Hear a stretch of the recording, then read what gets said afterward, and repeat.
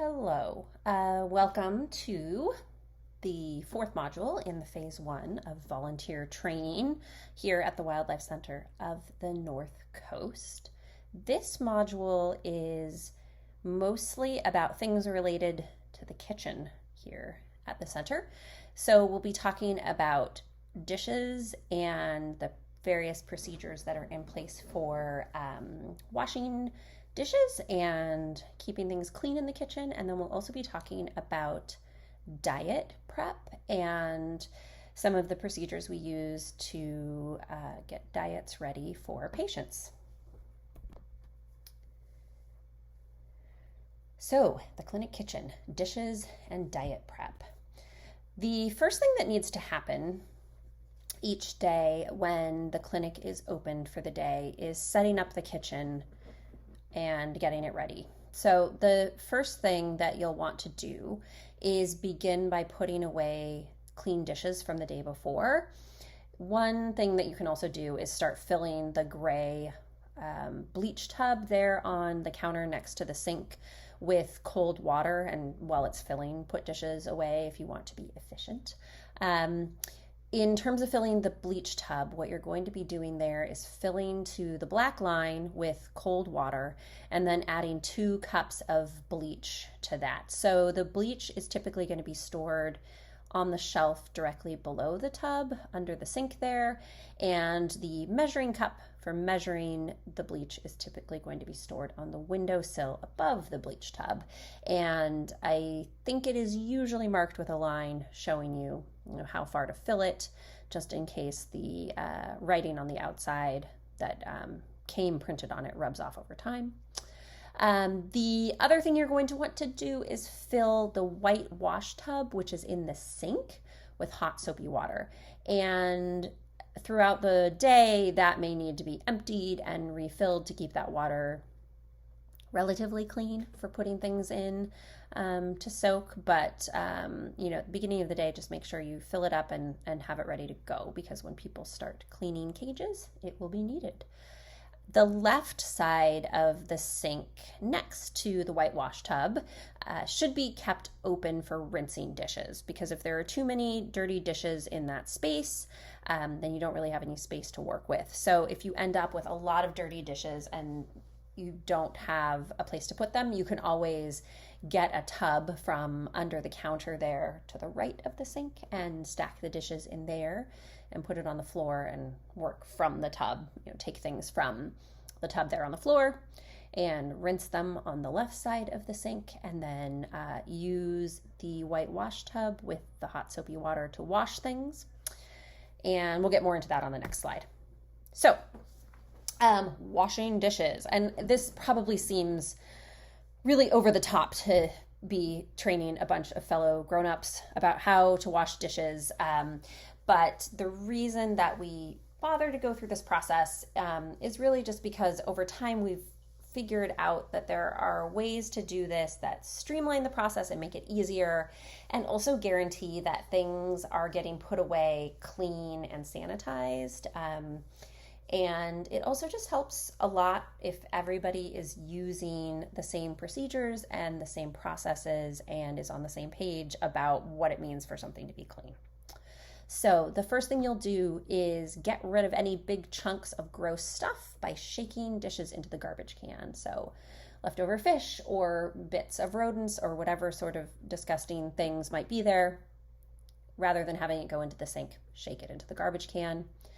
You can then add dirty dishes to the sink, and I said here just put them in the wash tub. I actually think it's a good idea to give them a little bit of a rinse if they're very gross, and then into the wash tub to soak. Then wash dishes thoroughly, removing solids. Fish scales can actually be really hard to get off, so you may need to use a little scrubby sponge and get in there to remove the fish scales. And then rinse well, get all the soap off, make sure there's not any debris left, and place them in the dishes in the bleach bath. Dishes should be fully submerged, so you don't want any part of the dishes poking out of the bleach bath, because then those parts are not going to be fully sanitized. So dishes should be fully submerged. So just add as many at a time that you know can be effectively cleaned, can be fully submerged. If you have to, leave things soaking in the wash tub for a few minutes until you've got space in the bleach tub, that's fine. You'll soak things in the bleach bath for 15 minutes and then rinse well and put into the drying rack. So it can be really, because bleach is obviously not a visible substance, and it's colorless, so it can be a little bit difficult to tell, especially if you've been using gloves, if you've gotten the bleach off. So basically you just want to make sure that dishes don't feel slippery. If they feel slippery when you touch them, then that means there's probably still some bleach residue and you should rinse them again. And then in terms of the wash tub, just keep in mind to replace the water in the wash tub as often as you need to keep it hot and to keep it clean and to make sure there's enough soap in there for it to be an effective place to be scrubbing things and cleaning them up. Now, some things obviously are going to be too big to fit in the sink. So some of the large tubs we use for feeding pelicans, buckets we've used for cleaning things. And so if you have things that can't be fully submerged in the gray bleach bath for that final step in sanitizing, what you can do instead is set a large tray at the end of the closest long sink there in the kitchen, the closest one to the kitchen sink. So you can set a tray there. A lot of times, honestly, there's our tray kind of living there already. And then wash dishes in hot soapy water. You can use the long sink for that if you need to. And then after you rinse the large items, whatever they might be, lay them on that tray and spray them with Kenasol.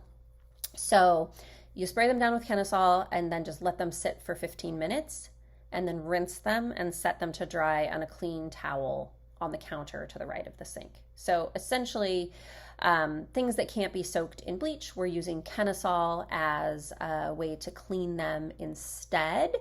And you'll just want to do that in a space away from other dishes and things that aren't going to be getting rinsed again, that may already be clean in the drying rack, that kind of thing. So doing that over there on the long sink is a way that you can use the Kenasol without spraying things that you don't intend to. Okay, so a few final notes about dishes. So sharp things, generally don't put them into the dish or bleach tubs to soak. It's dangerous, especially with the soapy water. Somebody could stick a hand in there not knowing what's in there because they can't see well and get injured. So, scissors, knives, any of those kinds of things, please hand wash them. Then you can spray them with Kenasol the way that you would an item that's large and doesn't fit in the tubs. And then they can be rinsed and put away. Make sure to empty the sink, the drain trap regularly so that water can drain from the sink. So fish scales and other things like that can really clog that up. So make sure that if it seems like there's a lot of debris in there, you're shaking it out into the trash to make it possible for water to drain from the sink. And then before you soak, rinse, or wash something, make sure that anything on it that can't go down the sink gets shaken off into the trash. That's just going to make this whole process less disgusting and easier on everyone. Okay, so now let's talk about diet prep and delivery. So when it comes to feeding patients, there are a few general things to keep in mind. The first is that looking at the diet board in the kitchen will always be a good first step when it comes to figuring out who's going to be eating what and how it's going to be getting served to them. So that's step one when you're going in for diet prep. Check the board, see what kind of animals we're talking about, see what they're eating, how much of it, and then try to time diet delivery with other procedures that need to be done. So, for example, if you have a bird that needs to have its diet and it also needs to have fluids or have its cage cleaned, try to do all those things at one time or coordinate with other volunteers or staff who might be doing other pieces of that process so that it can all be done at once. That just helps to minimize disruption to the patient and also the amount of interaction they're having with us as humans, which is really important for them as wild creatures. And then the last note here is just, we've been kind of moving towards washing fish as they're needed for patient feedings here in the clinic, and doing that rather than washing them ahead of time. And some of that has to do with the fact that we've had over the last handful of months more and more fish we're using that aren't necessarily herring, and they don't tend to hold up well once they're washed. They go bad a lot more quickly. But just in general, all the fish that we're working with seem to keep better and last longer if we wash them basically as we use them. Okay, the diet board here is your source for all the information, or most of the information, that you will need in order to feed patients and prepare diets. So I have put here on this slide a blue box around one of the rows on the diet board to show as an example. So you can see that in the blue box we have location A6. So that tells us that bird, which we can see from the initials next to the A6, it says COMU. That tells us it's a common murre. So the common murre is in A6, which is the 6th cage in the A side bank of cages indoors. We can also see under the column that says serving size that this bird is going to be getting 100 grams. It says number of feedings daily, and it says BID, which is twice a day. SID is once a day, and TID would be 3 times a day.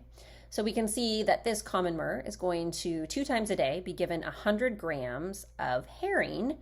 And we can also see, it's a little hard to see preparation because there's a bit of a glare in my photo, but the preparation for these fish is that they're just going to be whole, and they're going to be served in a square dish with a sprinkle of auklet dust.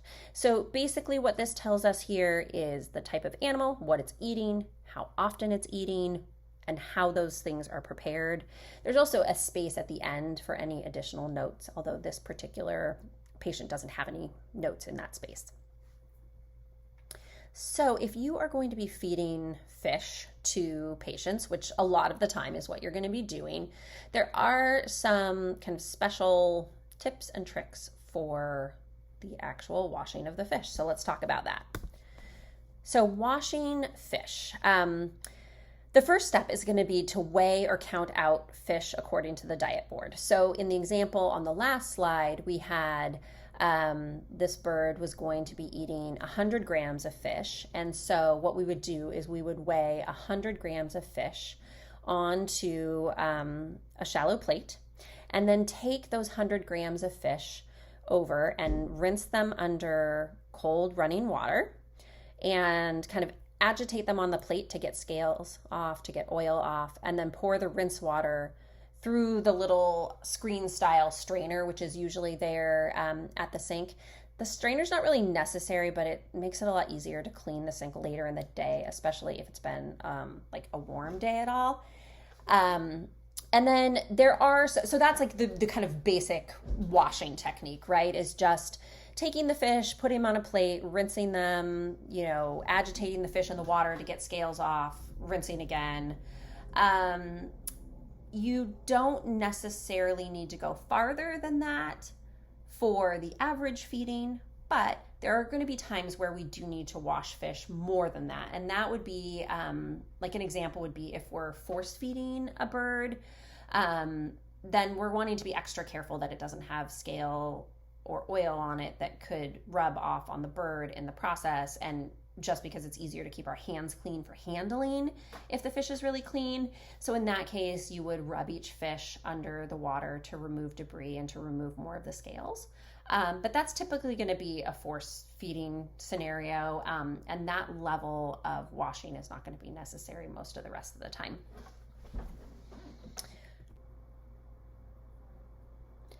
So when it comes to actually getting the fish ready for delivery to the patients. You'll see on various occasions that the diet board is going to have specific instructions for how the fish should be cut or not cut in order to be the right size and shape for the particular patient who will be eating it. So here are some examples. Whole fish is pretty straightforward, just what it sounds like. They're clean, whole fish that are presented to patients in the right size and shape dish. And the only real thing of note here is to make sure that you are choosing the right size fish for the patient. So for example, if you're feeding pelicans, you can choose herring from the box that are pretty much any size. They're going to be able to handle the larger herring and that won't be an issue for them. But if you're feeding a bird that has a smaller beak and a smaller mouth, you're going to want to choose the smaller fish. The boxes of herring that we get have enough size variability within the box that sometimes this ends up mattering, that we don't want to use up all of the really small fish to feed a bird that could easily eat something larger without any issues. So just keep that in mind, and try to choose, the right size fish for the mouth of the animal you're feeding, I guess is one way to put it. If the fish is supposed to be halved, you will simply take a pair of sharp scissors in the kitchen and you will cut it in half. And the only thing really to note here is that when you cut fish in half, or when you chop fish or mince fish, you're going to do it on the diagonal. So you're basically going to use your scissors, and rather than cutting up and down, you're going to cut at an angle. And the reason for this, it can seem a little persnickety, but there is some logic to this, which is that by cutting on the diagonal, you are basically taking a big fish and creating shapes that mimic the shape of a small fish. So for a bird, it's going to still look like a fish, especially if it smells like a fish. And you're just kind of recreating a shape that they would see in nature, I guess is one way to put it. So rather than cutting up and down, just remember to cut at an angle. A few additional ways that you might see fish chopping described on the diet board are pictured here. So the first one is chopped fish. So that's going to be fish also cut into pieces on the diagonal. When I took this picture, I kind of overdid it. Really, 3 or 4 pieces is usually going to be fine. So rather than cutting the fish in half when it says on the board to chop the fish, think of cutting it into quarters. So each half gets an additional cut. In the middle, you see slivered fish, and that's where you are going to cut into smaller pieces. So these are going to be pieces cut on the diagonal about 1/4 inch wide. So you'll get a lot more pieces per fish. And then the last one here is minced fish, and that is basically fish cut into pretty small pieces about the size of a green pea. It can be helpful. Sometimes I will cut the fish kind of tail, like lengthwise. And I know I've seen the rehabbers do this too, to cut it lengthwise first and then cut it into small pieces from there. But sort of whatever works for you will work. The end goal is just to get like pretty small pieces of fish. And then the last thing to kind of talk about here in terms of diet prep and delivery is which dish to use. So the first thing to say about this is that the diet board will tell you, and that these pictures here on this slide are labeled according to what we tend to call them around the clinic. So the things that people often think of as like trays or bases for like planters, we call flat dishes. The square dishes are mostly square with sort of rounded corners, the glass ramekins, and then round dishes. So those are all pictured here, and you can kind of see an example of what those words mean to us anyway. So the diet board will tell you which of these things you should be going for, or if it's a case of none of them and you're just putting the diet on the floor in the cage or something like that, it will also say that. We use different dishes for different birds to help with keeping their feathers clean. Essentially, we're trying to use dishes that a particular bird can get the fish out of or the food out of without a lot of problems, but cannot get their bodies into. So you wouldn't want to give a smaller bird a really big flat dish and then have it just go like sit in the middle of its fish pile and end up a big mess, for example. If you're not sure which dish to use, definitely take the time to ask, because even though it's a small thing, it kind of has this cascade effect where if you end up using a dish that really doesn't work well for that particular patient and they end up making a huge mess, then the next thing we know, we're doing a full cage reset and maybe having to give the animal a bath, and it can become a much sort of bigger job than it needed to be. And then I think the last thing to say about this is just when you put the dish in the cage, make sure that its placement makes sense. So putting it in a place where the animal is going to notice that it's there, but not get itself into trouble with it. So you don't want to necessarily like tuck it away in some corner where the animal is not going to notice it or be interested in it. If it's a patient that, is kind of liking to hide in a particular corner, you wouldn't want to put the food where it's trying to stand. So putting it in a location that's sort of, centrally located enough that they will notice it's there, it will pique their interest, but where they're not likely to like step in it or tip it over. Again, if you have questions about this, you can always ask. And that's kind of the kitchen routine. So how to do dishes, and then how to use those dishes and put some things in them to feed to animals. If you have questions about any of these things, or would like more information, you can obviously reach out to me or the rehabbers. And again, this is just kind of the overview. There's obviously a lot of nuance, and we didn't even talk about songbird diets, for example, but this is the information that you're probably going to use on a really regular basis, and that kind of is a good jumping off point for learning some of the other things that you'll also need to know. Thanks for listening.